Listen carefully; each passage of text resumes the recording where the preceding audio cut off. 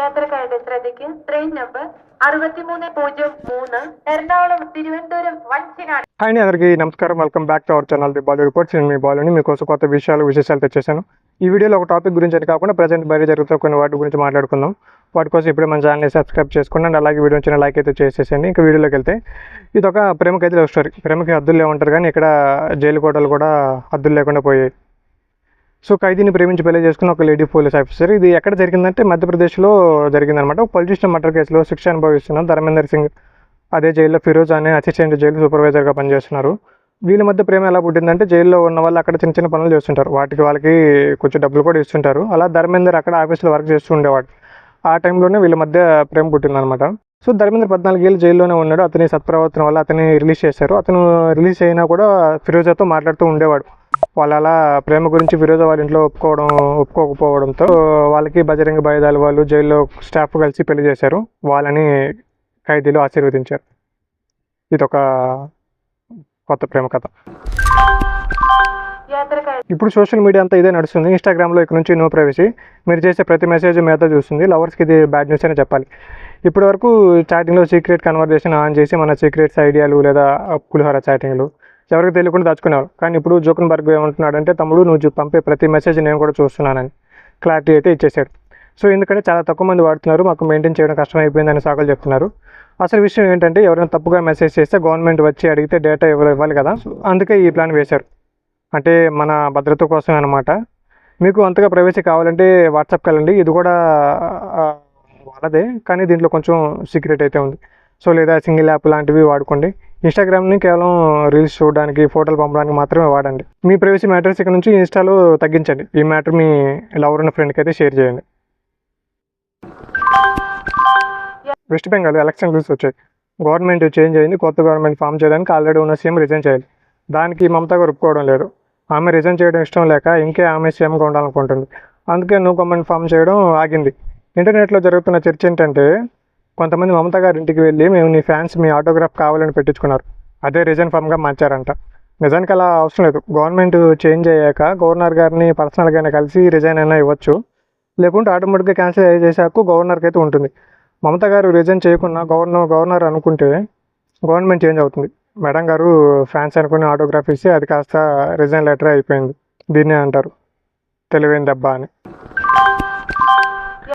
ఢిల్లీలో AC blast అయ్యి fire అంటుకుని ఒకే ఫ్యామిలీకి 9 మంది చనిపోయారు. 9 మంది చనిపోవడం అంటే చిన్న విషయం కాదు కదా.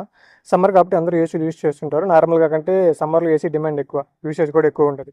ఏసీని ఎలా యూజ్ చేయాలి, ఎలా చేసేయాలి, ఇలాంటి ప్రమాదాలు రాకుండా ఉంటే సేఫ్గా ఉండొచ్చు అని చూద్దాం. ఆన్ టైం సర్వీస్ చేయించుకోండి. అలా చేయించుకోవడం వల్ల ఓవర్ హీటింగ్ అని, గ్యాస్ లీకేజ్, ఇంకా ఎలక్ట్రికల్ ప్రాబ్లమ్స్ తగ్గించుకోవచ్చు. ఒకవేళ మీ ఏసీ నుంచి పొగ, ఏదైనా కాలుతున్నట్టు బర్నింగ్ స్మెల్ కానీ, స్పార్క్స్ కానీ, స్ట్రేంజర్ సౌండ్స్ లేక ఫ్రీక్వెంట్లీ పవర్ కట్ అవుతుంటే జాగ్రత్త. అదొక డేంజర్ సైన్గా తీసుకోండి. వెంటనే సర్వీస్ వాళ్ళని కలవండి. ఇంకా ఏంటంటే, మరీ ఎక్కువ ఏసీ వాడకండి, అది హెల్త్కి మంచిది కాదు. ఎక్కువ కూలింగ్ పాయింట్స్ కూడా పెట్టకండి. ఒక సర్టెన్ పాయింట్లో పెట్టి వాడుకోండి. అలా చేస్తే ప్రమాదాలు తగ్గించుకోవచ్చు. నేను ఈ మధ్య రవిబాబు గారు కొన్ని పాడ్కాస్ట్ చూశాను. దానికి ఆయన ఈ మధ్య ఒక పాన్ ఇండియన్ సినిమాగా రిలీజ్ అయ్యి నార్త్లో టోటల్ కలెక్షన్ 2800 అని చెప్పారు. రవిబాబు గారు ఆ సినిమా పేరు అయితే చెప్పలేదు, కానీ నేనైతే ఆయన చెప్పింది అఖండ 2 గురించి అనుకుంటున్నాను. మీరేమనుకుంటున్నారు? కామెంట్ అయితే చేయండి. If I am wrong. జై బాలయ్య. బాలకన్ డైరెక్టర్ వేణుతో మన మ్యూజిక్ డైరెక్టర్ డిఎస్పీ గారు హీరోగా చేస్తున్నారు సినిమా ఎల్లమ్మ. ఆ మూవీలో మృణాల్ గారు హీరోయిన్గా ఫైనలైజ్ అయినట్టు రూమర్స్ వస్తున్నాయి. కరెక్ట్గా తెలియాలంటే అఫీషియల్ అనౌన్స్ చేసే వరకు ఉండాలి. సో ఎల్లమ్మ గ్లిమ్స్ అయితే చూశాను, మంచి కిక్ ఇచ్చింది. ప్రభాస్ సందీప్ రెడ్డి ఒక కాంబినేషన్లో వస్తున్న మోస్ట్ హైప్డ్ మూవీ స్పిరిట్ నుంచి చిన్న అప్డేట్ వచ్చినా అది వైరల్ అవుతుంది. రీసెంట్గా మూవీ మేకర్స్ స్పిరిట్ మార్చి 5, 2020 రిలీజ్ అవుతుందని చెప్తున్నారు. ఆల్మోస్ట్ పోస్ట్ పోన్ అవ్వదని కన్ఫామ్గా చెప్తున్నారు. చూడాలి మరి. వంగా అంటే ఆ మాత్రం ఉంటుంది. సోషల్ మీడియాలో ఫేమస్ అయిన ఆస్ట్రాలజర్ వేణుస్వామి పరిచయం అవసరం లేదనుకుంటా. ఆయన రీసెంట్గా కొన్ని కామెంట్స్ చేశారు. అది అల్లు అర్జున్ గారి గురించి. రానున్న రోజుల్లో అల్లు అర్జున్ గారు ఒక పార్టీ పెడతారు, ఒక స్టేట్కి సీఎం కూడా అవుతాడని చెప్తున్నాడు.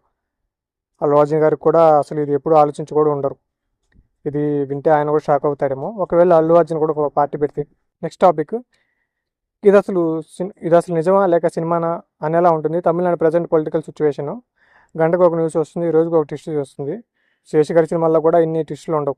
ప్రజెంట్ విజయ్ గారు గెలిచారు, ఆయన గవర్నమెంట్ ఫామ్ చేయాలి, బట్ కొన్ని రీజన్స్ వల్ల ఆయన చేయలేకపోతున్నారు.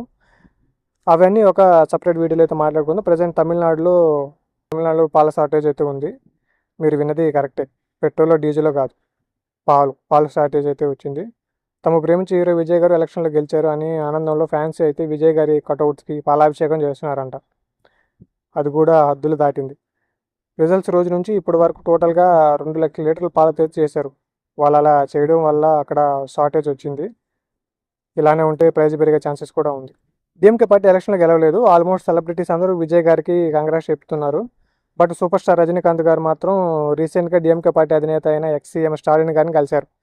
ఆయన డిఎంకేకే సపోర్ట్ చేస్తున్నట్టు చెప్పకనే చెప్పారు. ఇప్పుడు తలపతి ఫ్యాన్స్, తలైవా ఫ్యాన్స్ రియాక్షన్ ఎలా ఉంటుందో చూడాలి.